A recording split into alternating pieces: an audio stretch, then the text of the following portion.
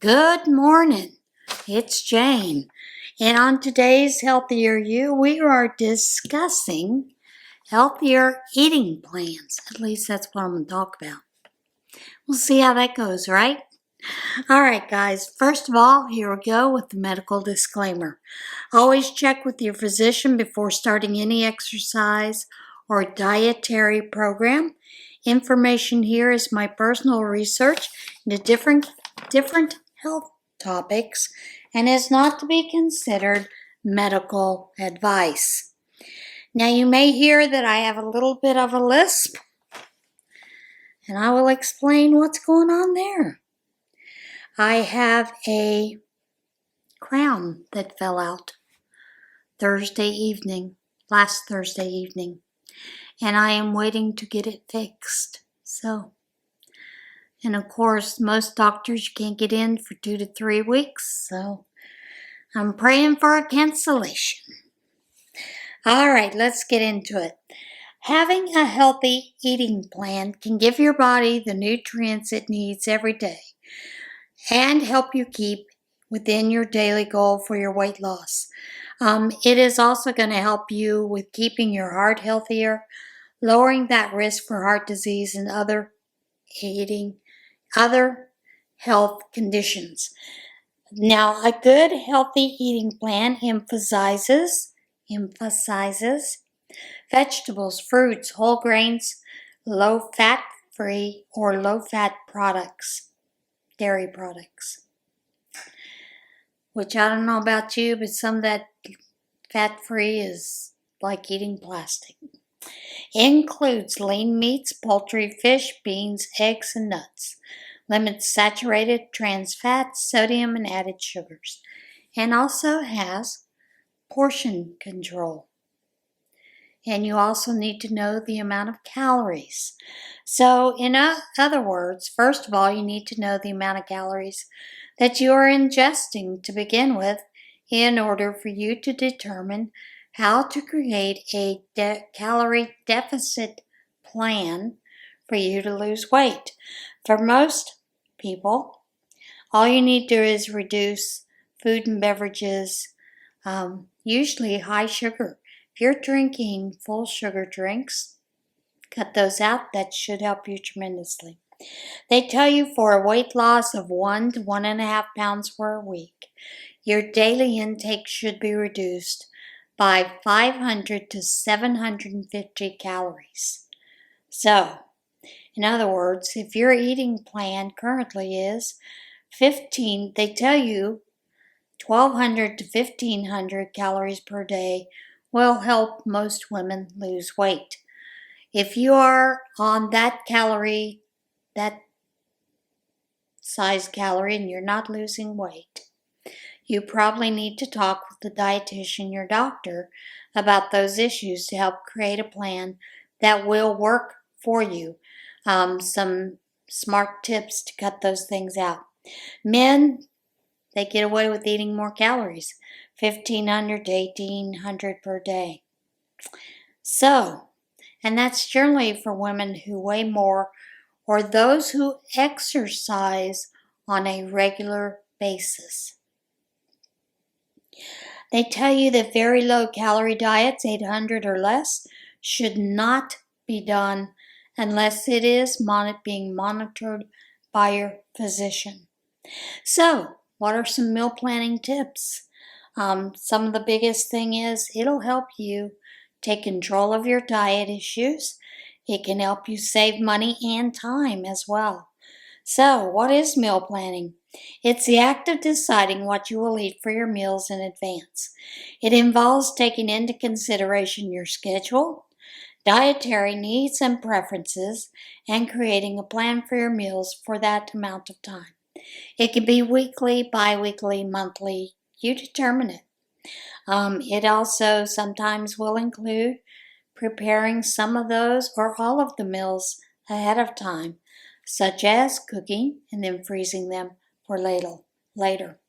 Since, it's just me nowadays, generally I will cook for probably 2 to 4 people, and then I will put up half of it in 2 different portion sizes and freeze so that I have that meal later on for those days when I'm, got to do other things and don't want to have to cook. It's real simple. Put it in the microwave, heat it up, it's ready to go. So, here are some reasons why you want a meal plan. It can save you time and money by planning ahead. You're going to make fewer trips to the grocery store, and generally that means less impulse buying at the grocery store, which gets us every time. So if you know what you're going to eat ahead of time, it's going to help you save on that meal preparation as well as food. I know a lot of people who will take the circulars from different grocery stores and they will plan their meals around those, which, if that works for you, go for it. It's also going to help you avoid some of those fast food restaurants. It's also going to help reduce stress, believe it or not. When you have a plan in place for what you will eat, you can eliminate that stress of having to figure out what to make for dinner each night. And, I do enjoy that part of it because I do know ahead of time what I'm going to eat. That doesn't mean that if I planned on, say, chicken wings one night with a big salad and another veggie, that I can't change my mind and substitute something else. It just means I've planned ahead. Okay, there are several ways you can meal plan. And it depends on your lifestyle, your preferences, and as well as your weekly schedule. I used to do a lot of batch cooking when I was raising my children because it was just simpler because I could do the batch cooking, do a lot of the major stuff, and then just had to add vegetables when it came time to actually cook the meal. Generally, it is cooking a large amount of food at once, portioning it out for later use, and I was super busy, so that helped in that respect, because there are things that you have to do for kids all the time. Plan some theme nights, like Mexican night, Italian night, meatless night, have a little fun with it. Meal kit delivery, there are meal kit delivery services that do provide pre-portioned ingredients and healthy options for you to prepare at home. It is a great option. They say it's a great option for those who want to save time on meal planning and grocery shopping. But here's the caveat with that. What I've found is most of the time it's super expensive. So I don't know that you're saving money, but you're saving time and that kind of thing. Freezer meals, sometimes they include breakfast, lunch, and or dinner, just making it ahead of time. Some of the tools that you consider using, there are digital paper planners, guided notebooks to help you create your own meal in a blank notebook. There are several tools that are available to you as well. Meal planning apps such as Mealime or Paprika can help you plan your meals, create a shopping list, track your food. Cookbooks. Lots of times cookbooks will have a plan set out for you already. Not only that, but there are a lot of recipes in those things. However, I am going to tell you, one of my favorite cookbooks is my mother's cookbook that she gave to me. And I wouldn't suggest having bear, cougar, or opossum as one of your meals, unless you can afford it. Online recipes. There's tons of recipes that are out there from Pinterest, All Recipes, Food Network. Anybody who has a blog about food, recipes, you're going to find all kinds of things. You just need to determine if it fits within your calorie intake that you want and whether it fits in what you want to create for yourself for a healthier lifestyle. There are meal planner books as well that'll help you organize and do your food prep, plan your meals, and eat healthy food. There are meal planning notepads. Those are a little more difficult to get nowadays. It used to be that when you went to Michael's, AC Moore, several places, you could find a pad that had menu. And you could plan your menu for a whole week. And then from there, you could figure out what your groceries were. Those are getting harder and harder to find. However, there are those. And of course, grocery list notepads. There are grocery lists and just plain list, that you can get as well. That'll help with that. Monthly planner. Sometimes you may need to create your own customizable monthly planner. There are several places you can do that for your own self, like Canva, Kittle. I don't know if Creative Fabrica you can do that or not, but these are places where you can usually create for your own personal use these kind of tools that you can use. You can create it, print it out if you like paper, or you can do it digitally, whatever suits your plan. But if you're going to sell those, you do have to pay for the pro memberships that they have, because that gives you the commercial license to sell that planner or whatever you've created digitally to others. So keep that in mind. It's only for personal use, and that comes with a free subscription to a lot of those places. Then there is Life Planner. I've never seen Life Planner, but it apparently is something that's a very fun and unique meal planning tool. It's customizable to you. Perhaps that's one of those that you can plan things out and then they'll print it according to what your desires are. Something just as simple as a notebook or a bullet journal can help you. I use a plain spiral notebook. You want to save money? Get those spiral notebooks after the school sales have gone out, because normally they're selling those for anywhere from 10 cents to a quarter to 50 cents instead of paying $3, $4, $5 for them. So keep a lookout for that. And of course, there is always the $1.25 store where you can get all kinds of notebooks and things that you can use.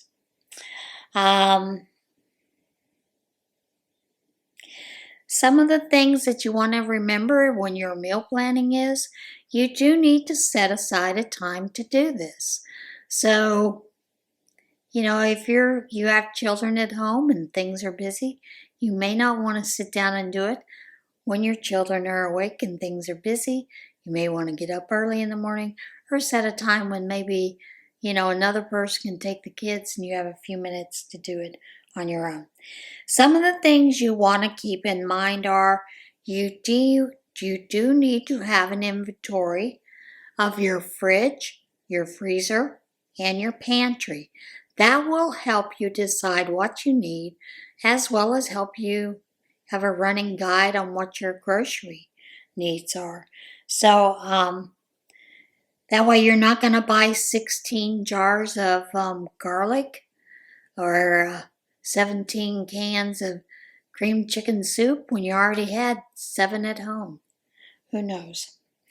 That way is, you have that idea already ahead of time of what you actually have.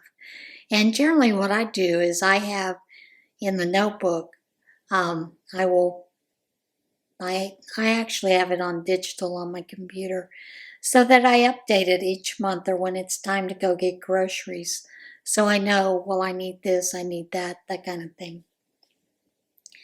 The worst and the hardest part is deciding what you want to cook. Once you know the ingredients you have on hand and you've decided what you want to cook, then you can plan out the meals and decide what you need to get at the grocery store. That way it's also going to also help you with scheduling for that week, the meals that you're planning, that kind of thing. Meal prep. Meal prep can be difficult, but meal prep is real important to helping things. If you've got a bag of carrots in your refrigerator and you really need to, maybe grate them or cut them into coins, whatever you need to do. You haven't done that ahead of time. When it comes time to prepare the meal, you may decide it's not worth it. I'm not going to do it.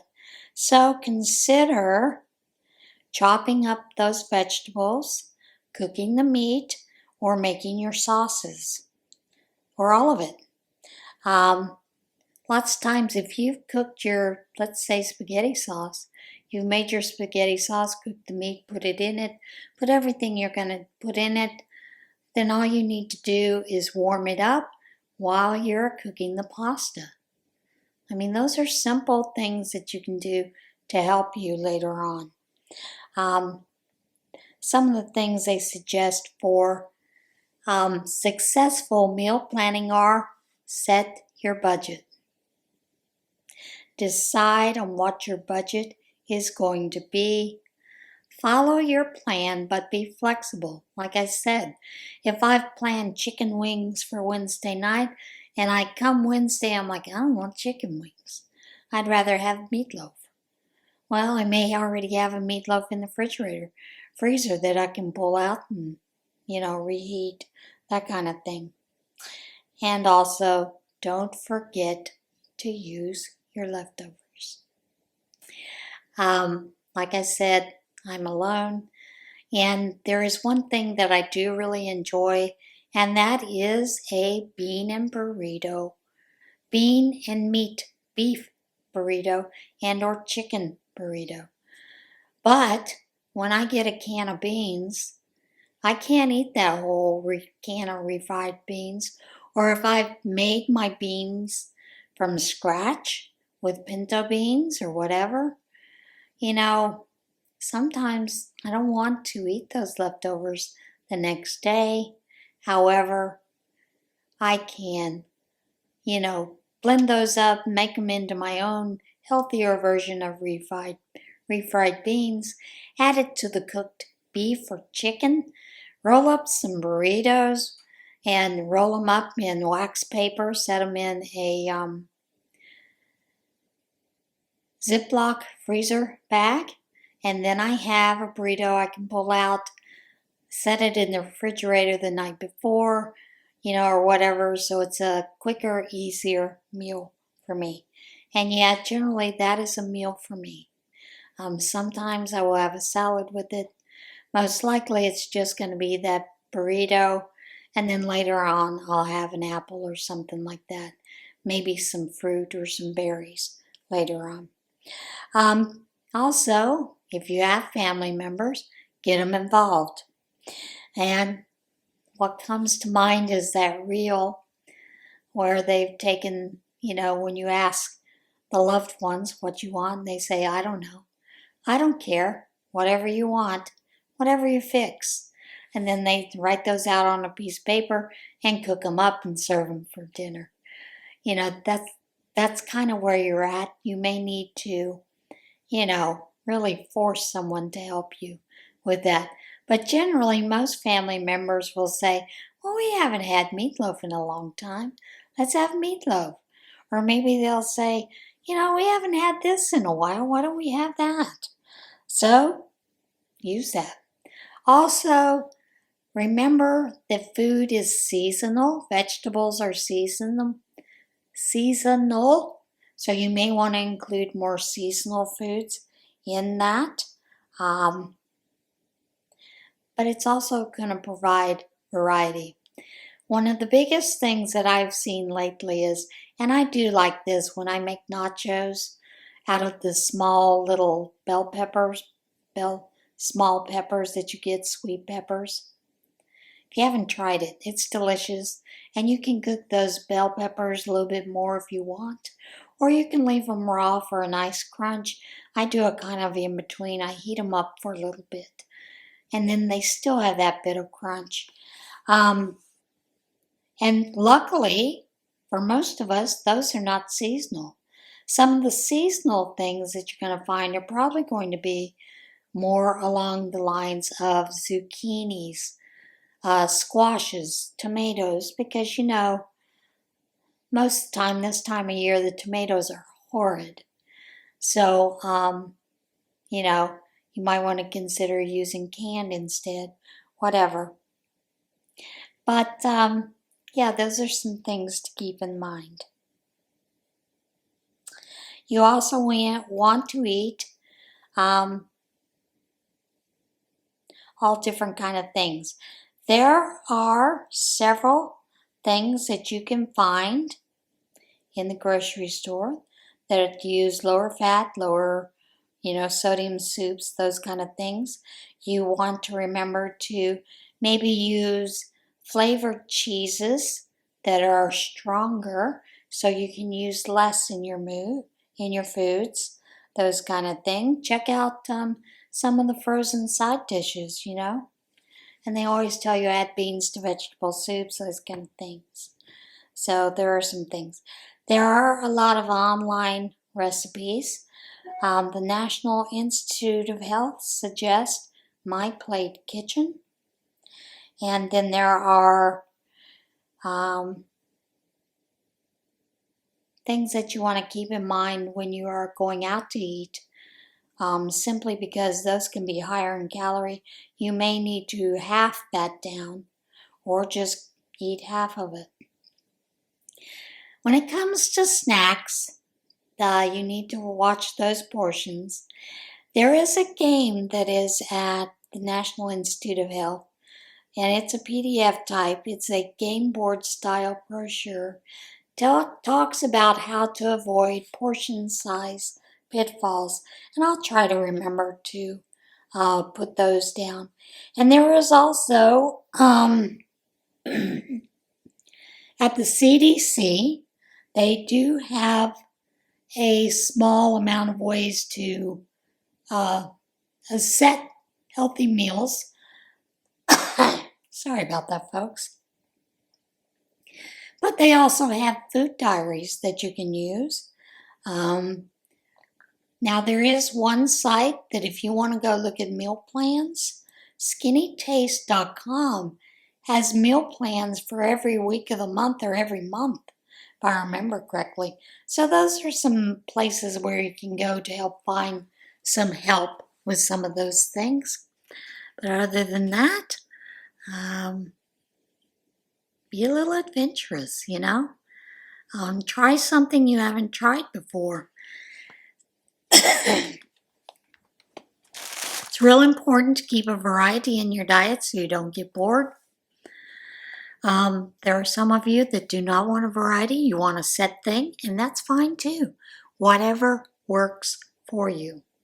So that is it for today's topic for Healthier You and some healthy meal planning. I just thought it might be a fun look-see, So that is it for today. As always, remember to be a little kinder to yourself. Look out for yourself and be kind to one another. I'll see you again soon. Bye.